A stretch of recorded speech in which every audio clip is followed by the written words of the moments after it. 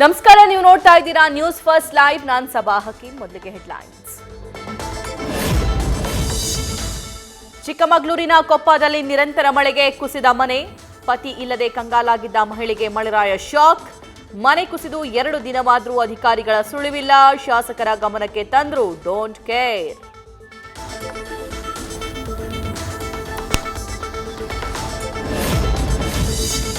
ಶಿರೂರು ಗುಡ್ಡ ಕುಸಿತ ಸ್ಥಳದಲ್ಲಿ ಮುಂದುವರೆದ ಮಣ್ಣು ತೆರವು ಕಾರ್ಯ. ಗಂಗೆ ಕೊಳ್ಳದ ಸಮುದ್ರ ತೀರದಲ್ಲಿ ಸಿಕ್ತು ಬಾಲಕಿ ಅವಂತಿಕಾ ಮೃತದೇಹ. ಮಣ್ಣಿನ ಅಡಿ ಲಾರಿ ಚಾಲಕ, ಟ್ಯಾಂಕರ್ ಚಾಲಕನ ಮೃತದೇಹಗಳು ಪತ್ತೆ.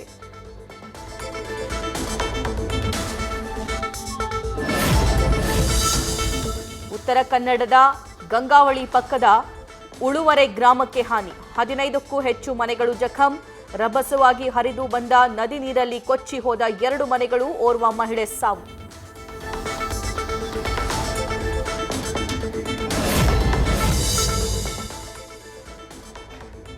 ಉತ್ತರ ಕನ್ನಡ ಜಿಲ್ಲೆಯಲ್ಲಿ ಹೆಚ್ಚಾದ ಗುಡ್ಡದ ಭೂತದ ಭೀತಿ. ಕುಮಟಾ ತಾಲೂಕಿನ ಬರ್ಗಿ ಗ್ರಾಮದ ರಾಷ್ಟ್ರೀಯ ಹೆದ್ದಾರಿಯಲ್ಲೂ ಕುಸಿದ ಧರೆ. ದ್ವಿಮುಖ ಸಂಚಾರ ಬಂದ್, ಏಕಮುಖ ಸಂಚಾರಕ್ಕೆ ಅನುವು.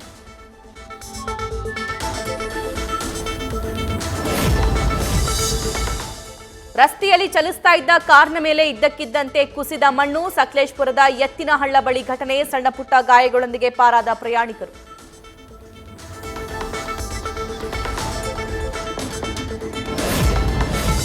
ಹಾಸನ ಜಿಲ್ಲೆಯಲ್ಲೂ ಮಳೆಯಿಂದ ಹೆಚ್ಚುತ್ತಾ ಇರುವ ಭೂಕುಸಿತ. ಬೆಂಗಳೂರು ಮಂಗಳೂರು ರಾಷ್ಟ್ರೀಯ ಹೆದ್ದಾರಿಯಲ್ಲಿ ಕುಸಿದ ಧರೆ.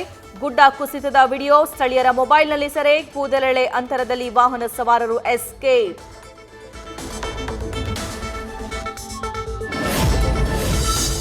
ದಕ್ಷಿಣ ಕನ್ನಡ ಜಿಲ್ಲೆಯ ಗ್ರಾಮೀಣ ಪ್ರದೇಶದಲ್ಲಿ ಮುಂದುವರೆದ ಮಳೆ. ಕಡಬದ ಇಂಚ್ಲಂಪಾಡಿಯಲ್ಲಿ ರಸ್ತೆಗೆ ಬಂದ ನದಿ ನೀರು. ಮುಡಿಪು ಬರೆಮೇಲು ರಸ್ತೆ ಸಂಪರ್ಕ ಕಟ್. ಮಹಾರಾಷ್ಟ್ರ ಸೇರಿ ಕೃಷ್ಣಾ ನದಿ ಪಾತ್ರದಲ್ಲಿ ವ್ಯಾಪಕ ಮಳೆ. ಯಾದಗಿರಿ ಬಸವಸಾಗರ ಡ್ಯಾಂ ಸಂಪೂರ್ಣ ಭರ್ತಿ. ನದಿ ಪಾತ್ರದ 72 ಗ್ರಾಮಗಳಿಗೆ ಜಿಲ್ಲಾಡಳಿತ ಅಲರ್ಟ್.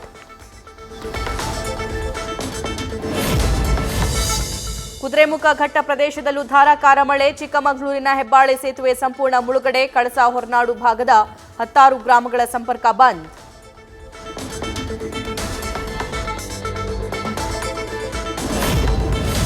ರಾಜ್ಯದ ಹಲವು ಜಿಲ್ಲೆಗಳಲ್ಲಿ ಇವತ್ತು ಭಾರೀ ಮಳೆಯ ಮುನ್ಸೂಚನೆ. ದಕ್ಷಿಣ ಕನ್ನಡದಲ್ಲೂ ರೆಡ್ ಅಲರ್ಟ್ ಘೋಷಣೆ.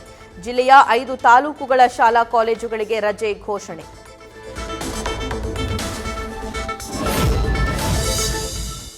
ಕಾಫಿನಾಡಲ್ಲಿ ಮಳೆಯಿಂದಾಗಿ ಜಲಪಾತಗಳಿಗೆ ಜೀವ ಕಳೆ. ಪ್ರಕೃತಿ ಮಧ್ಯೆ ಧುಮ್ಮುಕ್ತಾ ಇದೆ ತೀರ್ಥಕೆರೆ ಫಾಲ್ಸ್. 250ರಿಂದ 300 ಅಡಿ ಎತ್ತರದಿಂದ ಹರಿತಾ ಇರೋ ಫಾಲ್ಸ್ನ ರಮಣೀಯ ದೃಶ್ಯಕ್ಕೆ ಮನಸೋತ ಪ್ರವಾಸಿಗರು.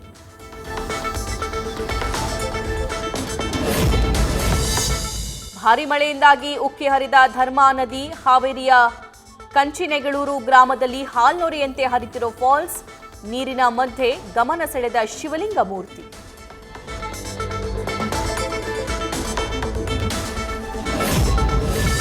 ಖಾಸಗಿ ಕೈಗಾರಿಕೆಗಳಲ್ಲಿ ಕನ್ನಡಿಗರಿಗೆ ಮೀಸಲಾತಿ ವಿಧೇಯಕಕ್ಕೆ ಸಂಪುಟದಿಂದ ಒಪ್ಪಿಗೆ.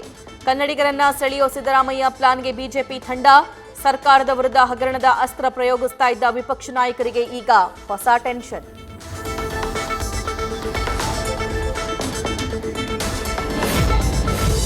ವಾಲ್ಮೀಕಿ ಮೂಡ ಹಗರಣ ಸಂಬಂಧ ಬಿಎಸ್ವೈ ಸಲಹೆ. ಸದನದ ಒಳಗೆ 2 ಪ್ರಕರಣಗಳಿಂದ ಹಿಂದೆ ಸರಿಯದಂತೆ ಆರ್ ಅಶೋಕ್, ವಿಜಯೇಂದ್ರಗೆ ಸೂಚನೆ. ಸಿದ್ದರಾಮಯ್ಯ ರಾಜೀನಾಮೆಗೆ ಆಗ್ರಹಿಸಲು ಸಜೆಷನ್. ಫ್ರೀಡಂ ಪಾರ್ಕ್ನಿಂದ ವಿಧಾನಸೌಧದವರೆಗೂ ವಿಜಯೇಂದ್ರ ನೇತೃತ್ವದಲ್ಲಿ ಪಾದಯಾತ್ರೆ. ಬಿಜೆಪಿ ಶಾಸಕರು, ಪರಿಷತ್ ಸದಸ್ಯರು ಪ್ರತಿಭಟನೆಯಲ್ಲಿ ಭಾಗಿ. ಸರ್ಕಾರಕ್ಕೆ ಹೋರಾಟದ ಕಾವು ಮುಟ್ಟಿಸಲು ಕೇಸರಿ ಹೋರಾಟ. ಇಂದಿಗೆ ಮಾಜಿ ಸಚಿವ ನಾಗೇಂದ್ರ ಇಡಿ ಕಸ್ಟಡಿ ಅಂತ್ಯ. ಕೆಲವೇ ಕ್ಷಣಗಳಲ್ಲಿ ಜನಪ್ರತಿನಿಧಿಗಳ ನ್ಯಾಯಾಲಯಕ್ಕೆ ಹಾಜರುಪಡಿಸುವ ಸಾಧ್ಯತೆ. ಮತ್ತೆ ಇಡಿ ಕಸ್ಟಡಿಗೆ ಕೇಳುವ ಸಾಧ್ಯತೆ.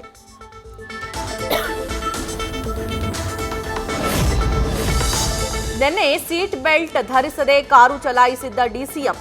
ಸಾರ್ವಜನಿಕ ವಲಯದಲ್ಲಿ ಭಾರೀ ಆಕ್ರೋಶ. ಜನರಿಗೊಂದು ನ್ಯಾಯ, ರಾಜಕಾರಣಿಗಳೊಂದಿಗೂ ನ್ಯಾಯನ ಅಂತ ಟ್ವಿಟರ್ನಲ್ಲಿ ಜನ ಗರಂ.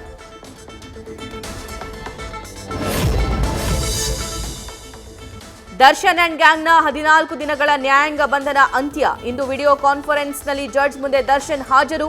ಡೆವಿಲ್ ಗ್ಯಾಂಗ್ಗೆ ಮತ್ತೆ ಜೈಲೇ ಗತಿನಾ? ಮನೆ ಊಟಕ್ಕೆ ಅವಕಾಶ ಕೋರಿ ಮನವಿ. ಇವತ್ತು ಹೈಕೋರ್ಟ್ನಲ್ಲಿ ನಟ ದರ್ಶನ್ ಸಲ್ಲಿಸಿದ್ದ ಅರ್ಜಿ ವಿಚಾರಣೆ. ಮನೆ ಊಟಕ್ಕೆ ಅನುಮತಿ ನೀಡದಂತೆ ಆಕ್ಷೇಪಣೆ ಸಲ್ಲಿಸಲು ಜೈಲು ಅಧಿಕಾರಿಗಳ ಸಿದ್ಧತೆ.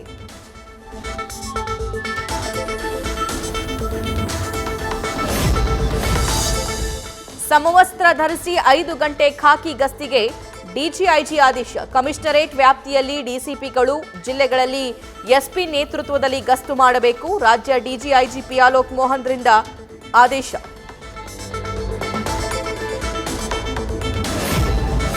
ಹೈವೇನಲ್ಲಿ ಕಾರು ಓಡಿಸುತ್ತಾ ಮಹಿಳೆಯರ ಹುಚ್ಚಾಟ.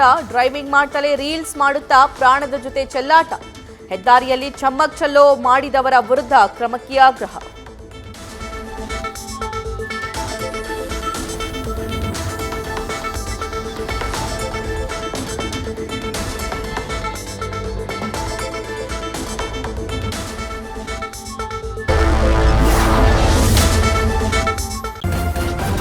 ನ್ಯೂಸ್ ಫಸ್ಟ್ ನಿರ್ಭೀತಿಯಿಂದ ನಿಮ್ಮ ಪರವಾಗಿ.